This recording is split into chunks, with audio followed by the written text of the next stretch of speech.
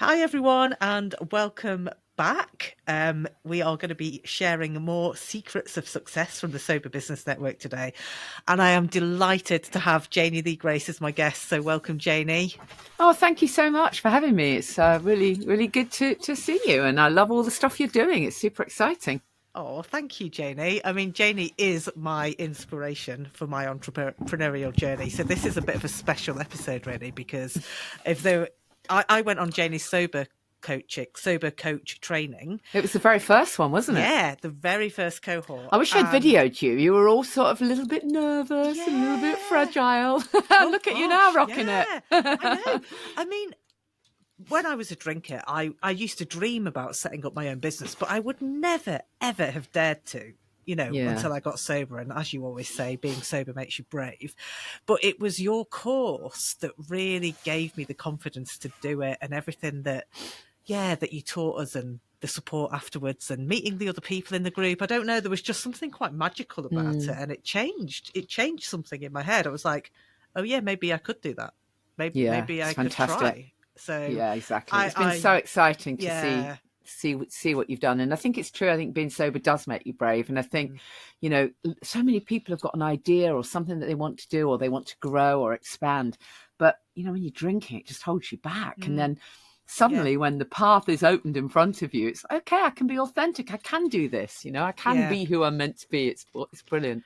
I think alcohol has definitely kept me small in my ambitions. Yeah, and definitely. It's really freeing to be past that, actually. Yeah. And I'm so grateful. I know I've told you a million times, Janey, and you're going to embarrass you, but I am so grateful because it is your podcast that led me to decide that I maybe could become sober, and it is your business course that made me decide that maybe I could run a business. So you've been truly amazing. Inspirational. So hopefully we can get a little bit of that. Get a little bit of that out to the people who are listening. So we're going to be talking about how to grow your personal brand today, which is something that you talk a lot about, don't you? So do you want to just maybe take us back to kind of the start of your entrepreneurial journey? Like, have you ever had a traditional job, or have you always been an entrepreneur at heart? No. Well, I wouldn't say that I've been an entrepreneur. I don't know that I've ever really had a real job, in inverted commas, because I've always been sort of self-employed. But I started out, as most people know, as a singer, and then went into radio. For many years, did both. But as a radio presenter, I was a jobbing radio presenter who did various bits and bobs on the side. So I was self-employed, as it were. I think probably things changed when a publisher heard me talking on the radio about all my holistic living stuff that I was so interested in. And I was just talking about my life. I was just talking about the fact that I tried to eat organic food and clean my clothes without chemicals and used organic makeup. And for those days, and this was a long time ago, I was kind of ahead of my time. I sometimes joke that I was talking about coconut oil and kale before they had their own publicists. So I was a kind of a relatable Gwyneth Paltrow in the early days. So I was talking about all this stuff on air, and then a publisher contacted me and said, have you thought about writing a book? So I've heard you talking about all this stuff. And I said, no, of course not. I'm not a writer. I'd never even considered writing anything, other than a diary. And she said, well, let's meet up and have a chat, because you've obviously got lots of interesting ideas. And so even if you're not a writer, I'm sure we can come up with something, Wow. So, okay. So I was just kind of intrigued. And, so I have a huge amount of time for Caroline, who is now my publisher again, which is very exciting. But we basically went out for lunch, and she basically said, look, you've got all these ideas. I'm guessing people ask you about them regularly. I said, yeah, they do. I get loads of emails, phone calls, people saying, oh, I know the guys are fading you out when we talk about natural deodorants, but is the one that works? And I was answering God knows how many emails individually. So she said, let's come up with a book. I can help you, So I started writing the book, and that first book was the turning point, really, because I wrote this book. I just a massive passion of mine to kind of suddenly share all this stuff that I knew would be inspirational for people.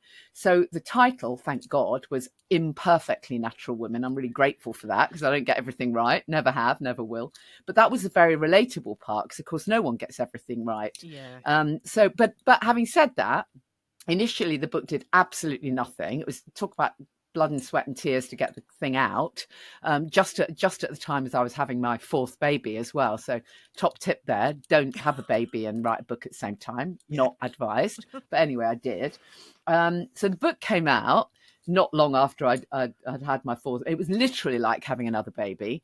But of course, the book did absolutely nothing. Like, I wasn't famous. It wasn't in any bookshops. I was just absolutely horrified. Like, you have to be kidding me. I've just spent a year writing this thing. I've poured my heart and soul into it. You have to be joking. But literally nothing happened. And that was the point at which I thought, right, I'm not having it. So I just harnessed everything I had and thought, oh, I'm just going to find a way. So I just literally wrote to everyone I could think of. I found email addresses of journalists. I just did everything I could, and I blasted it. And I got a few bits and pieces back. And then I got an interview on the radio. And I did one interview with Johnny Walker about the book. And I just couldn't believe it. I get this call the next day from my publisher saying, have you seen that the book is #1 on Amazon? And this was in the days before that kind of stuff happened. And it had knocked Dan Brown off the top spot with the Da Vinci Code. And I'm like, really? Seriously? Because it was literally only, and then she was getting calls from Waterstones and all the rest of it saying, oh, can we have 300 copies? And she actually said, oh, no, hold on a minute. No, I called you last week and offered you this book, but you weren't interested. So, the power of Amazon. But anyway, literally that interview changed everything. And the reason I mention this at such great length, because you're probably thinking it's not the question I asked her, but it's interesting because that book went to #1 on Amazon overnight, suddenly I had loads of opportunities for speaking gigs, for newspaper articles, for et cetera, interviews. But what also happened was loads of the companies and the things that I'd recommended in the book, suddenly people started telling me, oh, I went into such and such homeopathic pharmacy to buy the thing you recommended, and they'd sold out, and they don't even know why they've sold out. And this was happening all the time. Interesting. And it was just bizarre. And funnily enough, it was Johnny Walker who said to me that he tried to buy something I recommended. They'd had a sudden rush on it. It had sold out. And he had said to them, you do realize that your product is mentioned in this new book by Janey Lee Grace? And they're like, no idea. And so suddenly Johnny said to me, you have to be getting commission here. You have to have something. There has to be a payback. And I remember at the time saying, oh, Johnny, I haven't got bandwidth for that. I'm not a business person. I'm not an entrepreneur. I don't need to make commission. I can't be doing. And he was the one who said to me, bless him, sweetheart, it's an energy exchange. It won't flow correctly if you don't do it like that. So bless him. He was so great. So that was literally my rolling into suddenly having a business, having put zero thought or planning into it, which, by the way, I don't recommend. It's just, it literally just, I just suddenly organically had a business out of nowhere, kind of recommending natural products and services. And that's how it grew. So I absolutely don't recommend anyone else does it like that. If I had my time again, might have had a bit of thought and planning. But what that little story does show you is the importance of being out there effectively. A publisher had heard me speak initially, came to me.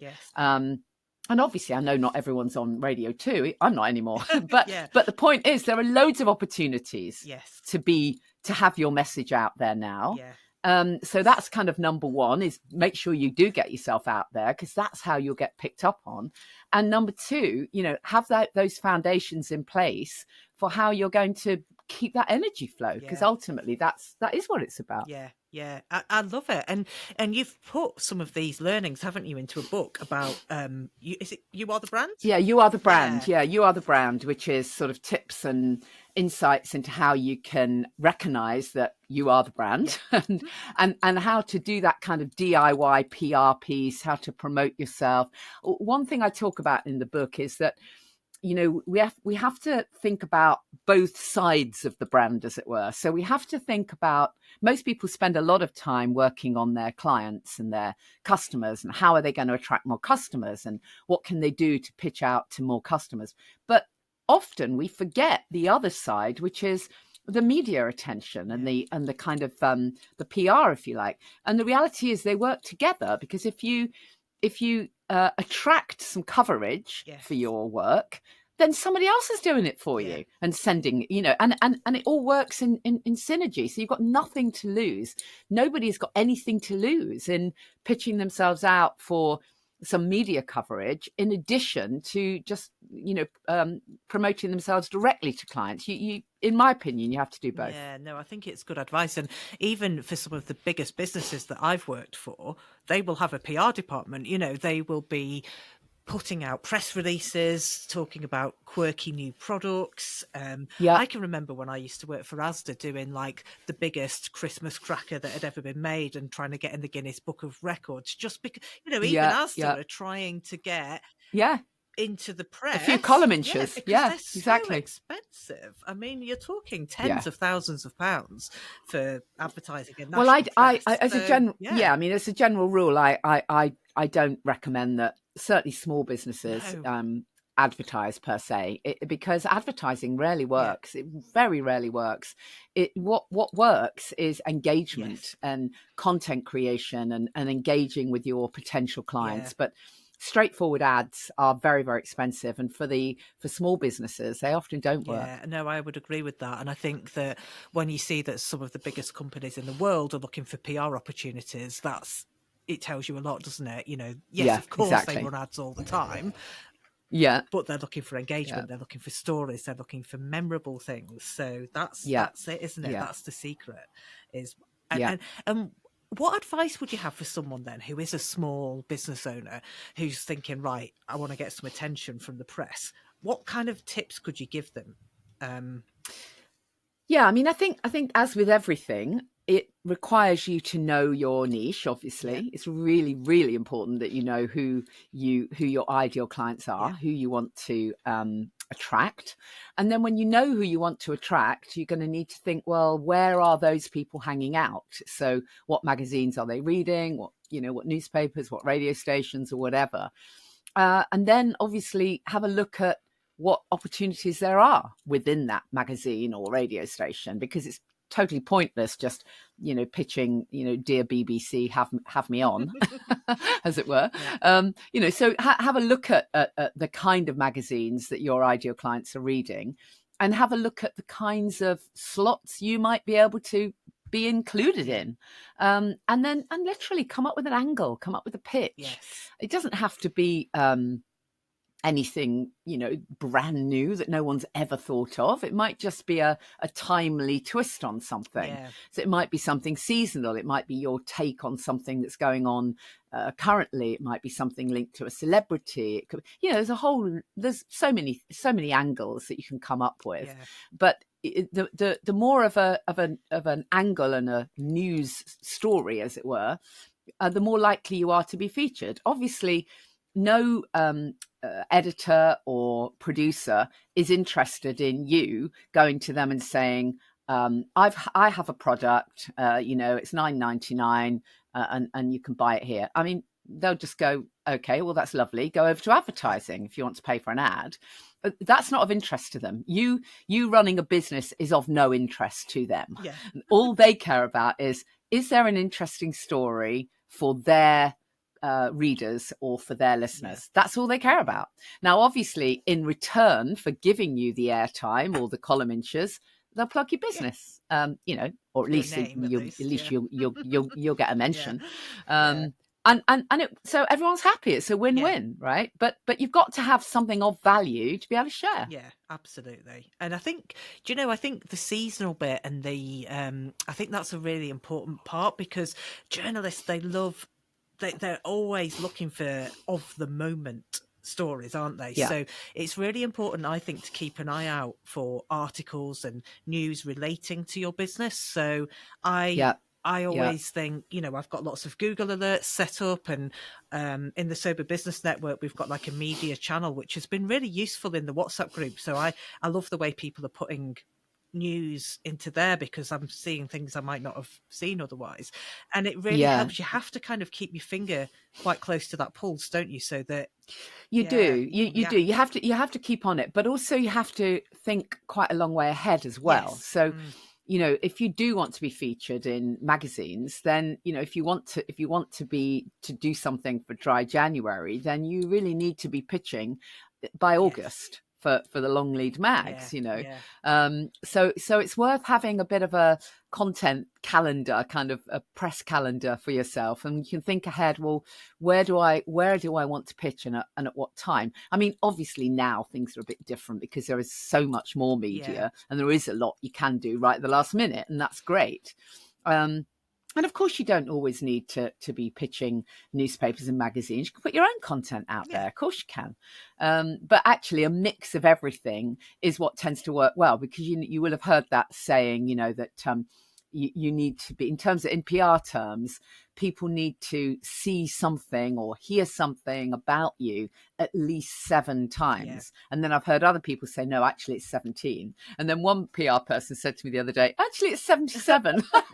But whatever the hell the number, the point is, there's no point in doing one article, kind of one blog post, and then sitting back and wondering why the phone's not ringing. It doesn't quite work like that. It's got to be a bit of a scattergun approach preferably across different kinds of media, so that, people go, and even then you're only on their radar. But it's that thing of, okay, well, so somebody might sort of come across they might hear you on my podcast, for example, and they'll hear you on my podcast, and then they'll go, oh, hold on a minute, that's Janet, who I saw a Facebook post of hers. Oh, right, okay, I think I saw something on LinkedIn that she did, and it starts to kind of add up and click. And then when they know what it is you're known for, that's when it starts to fall into place. But it takes a few goes. It takes so long. So I have a podcast, Professional Drinkers, and I've been putting it out every 2 weeks. So it's just less commitment than you do yours every week without fail, which I hats off to you. I know, it's exhausting. Every 2 weeks, targeting HR professionals. And the numbers, they're going up, but they're not going up all that quickly. And I was like, oh gosh, do I keep going or not? And I had a speaking engagement at an HR conference. And on the way in, I was registering, and someone said, I recognize your voice. Do you do Professional Drinkers podcast? And I was like, yes. Yes. And they were an HR professional who listens to my podcast. And brilliant. I just thought, I'm going to keep going, because there you go then. It only takes one person to care. Right in the beginning, when I started my podcast, I just figured, you know what, I'll do this. If I only get 1 or 2 listens, or I'll do it for a bit. It doesn't matter. I was doing it because I wanted to. And how brilliant! You never know how many more people are listening. I know, and it really gave me the confidence to carry on with it. Actually, I just thought, I'm just going to keep going, because I think the difference sometimes between a successful podcast or YouTube channel and an unsuccessful one is just like keeping on going, even though it's just consistency, turning up, putting out good quality content, enjoying it, doing something that you like to listen to. And eventually, it might take a little while for the SEO or the algorithms to kind of pick it up, but it does eventually start to work, which is exciting. Totally. Yeah. Well done you. It's great. I was really pleased. It's cool. So we've talked a little bit about setting up your very first business. I'd love to hear how different the journey was when you set up the Sober Club, which is how I came across you, because from the outside looking in, that looks like a lot more intentional and structured. Now, you might tell me that it's utter chaos behind the scenes, but tell me a bit about, what inspired you to set that up. Yeah, so I started the podcast first, and I did that literally because I stopped drinking just over 6 years ago, and one of the things that really kept me going, I didn't really have any connection. I didn't really do any of the things that I now recommend everyone does. in a way, I'm glad about that, because it meant that I do really understand what people go through. But I could have made it a lot easier for myself, but I didn't. I kind of forgot everything I knew. I wasn't connected. I didn't really have much going on, but I was listening to podcasts, and they literally kept me going. It literally was the only kind of spark that kept the fire lit, really. And so I would inhale them. You know, I'd buy every Quit Lit book and literally inhale podcasts, and that went on for a little while. And then I literally ran out. I ran out of back episodes to listen to, and I just thought, well, this is crazy. Maybe I should just do my own, because by then I was connected to a few other people who were sober heroes. You know, I'd met Claire Pooley and Catherine Gray and a few other people. So I figured, you know, with my contacts in radio, I'm quite good at getting people to come and do stuff. So I'll just start something. So I started the podcast just because I wanted to, just for fun. And then what happened a little after that was that I was offered the opportunity to do a TEDx talk. Oh, brilliant. So I did my TEDx talk, which was called Sobriety Rocks, Who Knew? And the really interesting thing about that is that I had spent a lot of time prepping for that TEDx talk, because obviously they're filmed and they're going to remain, you know, on the TEDx site and on YouTube forever, potentially, and be seen by millions of people. So I was totally focused on, okay, how am I going to present myself on stage and which camera to look at? And I was fully focused on that. And I had completely forgotten that there were people in the room. I'd completely forgotten. It was a complete shock to me. I arrived at the theatre. Oh God, I'd completely forgotten the 250 people in the room. Wow. And because I've been a speaker for years, I really care about the people in the room. So suddenly I had this kind of almost dilemma. Do I kind of do this to camera, or am I really connected with the people in the room? Obviously, I did a mix. But what was really fascinating was I came off stage and we had a coffee break. Lots of people came up and, you know, said they'd enjoyed the talk, but at least three took me aside. They physically moved me to one side and said, I'm drinking too much. I've never heard anyone present it in a way like that. And I need some help. I definitely don't want to go to AA. And it sounds like maybe you can help me. You know, what can I do? And it was a complete shock to me. It was the first time I'd ever sort of connected with real people who were going through what I'd been through, if you see what I mean. So literally I came away from that and thought, you know, I have to put something together here, because if I can bring together a group of these people, then it makes sense. And by then I was starting to realize that the two businesses, if you like, the business that I had with all my holistic living stuff also fitted really beautifully into the sobriety piece, because so often when people stop drinking, that is when they start to care about what they're putting on their skin. I mean, why would you want to put products with alcohol on your skin? You know, why? They do start to care about their mindset and sometimes they move towards spirituality and all the things that I'd been doing for years. So I figured, you know, I'm gonna put something together. Now, interestingly enough, 2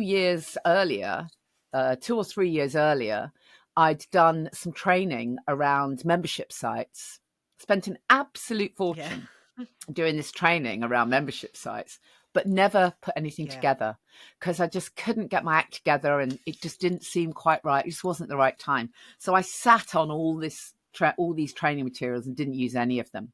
And then suddenly everything clicked. It's like, okay. So that's what I'm meant to be doing. So yes, it was much more planned. I did put a lot of effort into it. I did a lot of things wrong. Still don't know that I get everything right. You know, there's lots of things that are a mess about my business. I'm not the most systemized. Unlike you, Janet, you really got it going. Lots of my stuff is chaotic, but it works. So I'm grateful for that. It's magical. I think it's held together with magic and rainbows, which is lovely. There's definitely some alchemy in there for sure. But you know, it was amazing from the start. Again, when I decided to launch the Sober Club as a membership, I did an incredibly cheap startup price, which is lifetime membership, you know, effectively. and my idea was I'm just going to do it as a beta version. So I'm just going to get it going, and I'll run it for, you know, a few months, and if it doesn't take off, it's fine. But you know, it's still going. It takes a huge amount of my time. It's incredibly time consuming. But you know, I love it, and lots of people benefit because we have members in the Sober Club who are day one, you know, sober curious. But then we've also got members who've been sober for 13 years, because it's never only about not drinking, right? It's always about the everything, and that's where I think the magic comes in. And certainly for me, because I can bring in that whole holistic picture. And you know, sometimes people go, listen, I'm joining the Sober Club, and I'm really interested in the stuff you do around nutrition, and I might join in, you know, with some of the meditation stuff, but I'm not going there with the angels, so don't get me on that bit. It's absolutely fine. You can take or leave the bits you want. Absolutely. And so if you were giving some advice then to a fledgling entrepreneur who was looking at setting up, you know, their own, maybe a community or maybe like an event site or something like that, is there anything that you'd say, you know, looking back, this is a massive error that I made, and I would like how to avoid some kind of error that you've made? Yeah, I mean, I don't really know the answer to what, I don't really know what the answer is, but definitely we made massive errors in terms of the whole system that we use, the whole kind of platform, all of that stuff is so not ideal. But once you're entrenched, it's very, very difficult. So I would recommend that people put a bit more time in than we did, and really try and identify what it is, you know, that's going to work best. And I think it's that phrase, you know, try and build for the business you want rather than exactly as it is right now. I mean, yes, you've got to be realistic, of course, but build for the business you want. Looking back, there were things that were put in place with my system that simply don't work now the business has grown.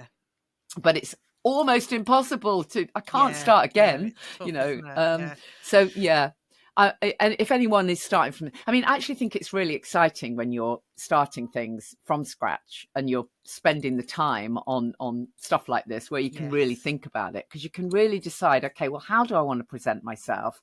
Where, you know, what are going to be the best channels for me to promote, to get my message out there? How can I get the systems that support me? All the stuff you're, you know, helping people with is brilliant to have in place. There's no rush. I would say just try and get some of those ducks in a row first. I thought I was getting my ducks in a row, but looking back, I needed a lot more expertise really around choosing the right kind of platforms. I think there is a lot around software actually, because similar to you, I think one of the biggest mistakes, well, certainly the most money I've wasted, has been on software that wasn't quite right. So I'm on version 3 of software that I use. So I tried Wix and I tried WordPress, and now I'm on something called Gold Star Pro, which I'm always telling people is my favorite thing. I mean, I wish I'd started on that. I mean, I spent thousands and thousands of quids on ClickFunnels, which is you do thousands. Not need it. And within and literally by the time it had arrived, all of it had arrived in my inbox, I knew I'd made a terrible mistake. Because I knew it just wasn't the way I wanted to do my marketing at all. I just can't be dealing with that kind of aggressive form of marketing if it's not me. So I wasted a fortune on that, and several other platforms. I know. So, it is. It's a big decision, because you put a lot into it when you first set up all of these websites and systems and emails and branding and all of that. Take your time. Oh God, and Infusionsoft, I spent a fortune on that as well. Come and talk to me about Gold Star Pro. I will sell it to you. I don't even work for them, but I just think it has worked really well for me. It's not for everyone, obviously. It depends on your business, but I've been really lucky actually that I got introduced to someone who showed me, you know, everything that it would do and helped me get it set up. And actually, I'm really grateful to Amy Martin, she's called. She's an amazing woman. She's like an automation wizard. And she just kind of taught me all these things that it blew my mind. I was like, this is what I've been looking for. I didn't know exactly what it was I was looking for. And then she showed it me and I was like, that's it. that's solving all my problems. So yeah, Brilliant. it's been a big turning point for me in my business, actually, getting the right software. So that's interesting that you feel the same. And what are you most proud of in your whole entrepreneurial journey? Oh, that's a very good question. Yeah, I think probably the Yeah. first book, I think because without that, I wouldn't have Yes. done Yeah. anything. So I think Imperfectly Natural Woman was the Yeah. key to it all, really. So the fact that I Yeah. made that happen, I made it happen, and got that #1 Amazon bestseller, and then was able to capitalize on it, maximize it. From that, another whole Yeah. career was started, really. So I suppose that's Yeah. Yeah, and probably the you are a thing. true Yeah. entrepreneur because, when you think about the ingredients of an entrepreneur, it's like being a bit ahead of your time, having a niche that's something that's relatable to other people, making it happen when the book didn't happen. You were like, I'm going to make it happen. You really, I think you are a natural entrepreneur, I would say. Well, I think now what's happening since I'm offering the sober Yes. coach training is I'm realizing that actually I get so much satisfaction from inspiring Yes. other people to go and live Yeah. their passion. I really love it. I absolutely love it. It's the thing that inspires me Yeah. most, I think, really, is to be able to see people Yeah. like you who are just, it's like, if I can Yes. light that spark and then you run with Yeah. it, how exciting is Yeah. that? Lots of the coaches that I've trained, not all of them have decided to become Yeah. sober coaches or even work within that industry, but they've somehow caught the passion or got that spark, if you like, to do Yeah. something else that uses Yes. their skills, and that's the exciting piece. So Yeah. I absolutely love sharing Yeah. the And it is trainings. It's interesting, great. isn't it? Because you might be forgiven for thinking, well, if you put 50 sober coaches in a group, they'll all just compete and it'll be a nightmare. But it's not like that at all, because it very naturally people have found their niche. And even within, sober coaching, there are thousands of different niches and people are naturally drawn to Yeah, the one that's right for them. So for me, corporate background, I'm working with corporates on alcohol yeah, policy and culture, but others are, Karen is walking on the beach in Cornwall with clients. I wouldn't do that. exactly, I'd like exactly. to, but I Yeah, don't think it's exactly. really me. I think there's Yeah, Yeah. there's room for Yeah. everyone. That's the thing, isn't it? And you're right. Lots of the coaches that I've trained, they're doing Yeah. completely different things, and even the ones that are doing similar things. Well, Yeah. so what? There's enough ideal clients for I know. everyone, and it's it's a growing Yeah. market, and the more people that we have, raising awareness. Um, so that you don't feel like you're Yeah. on your own when so that you don't have to take someone aside Yeah. at a TEDx talk and say, oh my Yeah. God, I had no idea anyone felt Yes. the way I Yeah. And did. it's definitely coming out into the open more, isn't it? So it's an exciting time for the Yeah, dry economy, as I call it. It yeah, is. it really is. And the work you're doing is just it Oh, that thank I you. really love it, because I do think it's just so important that people have that support, whether it's actual support in their workplace or just at least for it to be made Yes. worse, if Yeah. you know what I mean. Because I've had a lot of clients in the past who have, that's the area where they Yeah. struggle. They're okay at home, but they struggle because the drinks come out Yeah. on a Friday afternoon, or because they're going to on traveling Yeah. around on business or whatever, and they're expected to, the amount of women that have told me that they're literally, it's Yes. part of their job Oh, to drink yes. like the Yeah. boys, as it were, Yeah. part of the gig. I mean, Yeah. how ridiculous. And that has to Yeah, change. It it really really has to does. change. Yeah. I So had yeah, a it's great really stuff you're interesting doing. email from someone yesterday saying, I really want you to come to my business because I'm a Muslim woman and I'm not part of the in crowd and I'm not getting promoted Yeah. because all the other people go out drinking together and they have this bond Wow. that I'm not part of. It's just, in crowd. And effectively, I would say that that's borderline discrimination, really, if not Yeah. actual. Yeah. And yeah, she was just like, I got her HR director's email address. I've written to their HR director, not had anything back. but just sort of anonymized it and said, this is what your team is saying, she's probably thinking, nah, it's just a circular. But if it's you and you're listening, it's real. And that's happening in your organization. And it's just really sad, isn't it? I just want to go around the whole world and change it. One employer at a time. I will, because do you know what is interesting? I'm actually training up a couple of people this year who want to go and work with employers. So a little bit like you've done, actually. So I'm training up a couple of people on a, I'm not taking any fees from them, but what we're going to do over the course of the year is try and work together to get them to go out and sell the accreditation. They can kind of work with the employers and keep the money that they get from the employer for doing any webinars or training that they do. But then the accreditation will still belong to me. And I'm hoping that it's going to be a scalable model. So watch this space for me to take over the corporate world. Fantastic. I hope so. It might take a few more years, but we'll see. Yeah. So I think let me just check, because I have got a couple of questions that I definitely wanted to ask you. Yes, I remember. So Sober Business Network, you are one of my founding members, so thank you for joining, which is exciting. I wanted to ask what you've got out of being part of the network. Well, I think it's really great just to connect with other people who are in the in that kind of sobriety world, but doing all kinds of different things. And it's just really, it's really exciting when you realize that, there's obviously lots of drinks brands and that you come across, and, which is fantastic for me to then be able to promote to Sober Club members. There's somebody who has amazing clothing, there's obviously Carl who has a pop-up venue. So it just starts to get you excited about what's out there, and to start kind of thinking about, oh wow, maybe there's collaborations here, maybe I can promote this person. It's very exciting to feel that you're not on your own, kind of peddling away. Agree. And I feel like there's a bit of an invisible thread connecting everyone in the sober world, because we've got a shared experience and we've all been through something similar, and there's a real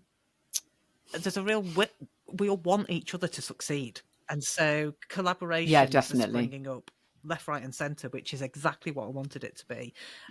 So far, it's going very well, and people are being really supportive and really collaborative, which is exactly what I wanted. So yeah, thank you for being part of it.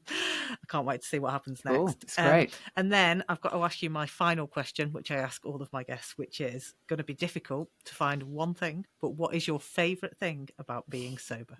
Yeah, I think if I have to choose one thing, it encompasses everything, because it's that once you stop drinking, you are able to get back to who you really are, and you're able to start to like yourself. Not everyone likes the phrase self-love. It sounds a bit woo-woo, but ultimately most people are really severely lacking in self-esteem, really don't like themselves very much. Despite the fact that I was working in all kinds of spiritual stuff, and I was a Hay House author and all the rest of it, I couldn't sit and meditate for 30 seconds, because a little voice in my head would be saying, go and put the washing on, because you're not authentic anyway. And I really, really did not practice anything that I preached, because I really didn't dislike myself intently. And I'm guessing that there was an element of that was that I just wasn't authentic, and alcohol really lowers your vibration. So when you can remove that, I'm not saying that you become perfect in any way. Thank goodness I'm still got the name Imperfectly Natural. But you can start to become authentic. So you can start to like yourself and at least own your choices. And, from that place, it makes you, it just brings back that sense of balance. Yeah. So, that would be it. Yeah, I couldn't agree more, actually. It's that finding out who you really are, because I think I just hid behind alcohol forever. So, well, I don't know anyone who prefers themselves. Well, you can always go back to drinking. This is what I've never met anyone who says, do you know what? I really liked myself so much more back then. I was such a great person. I'm going to go back to that. No one ever does that, do they? So, yeah, fantastic. Oh, thank you, Janey, so much for being my guest. And that's great. It's been great to chat. If you want to join us in the Sober Business Network, just head to soberbusinessnetwork.co.uk and come and join us. Thank you for listening, and I'll see you next week. I'm trying to